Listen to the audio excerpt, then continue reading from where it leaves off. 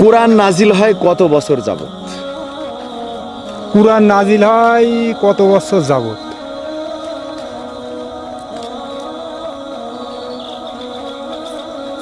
তা তো জানা নেই।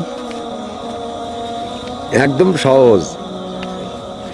আমি এবার আপনার অঙ্ক কষে দিই। হ্যাঁ। রাসূল সাল্লাল্লাহু আলাইহি সাল্লাম নবুয়ত পেয়েছিলেন কত বছর বয়সে?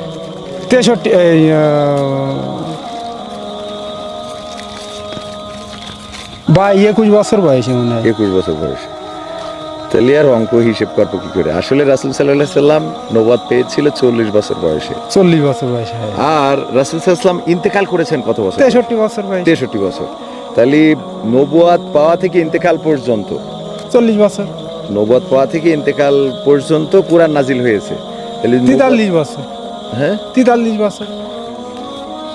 নবুয়ত পেয়েছে 40 বছর বয়সে, ইন্তেকাল করেছে 63 বছর বয়সে।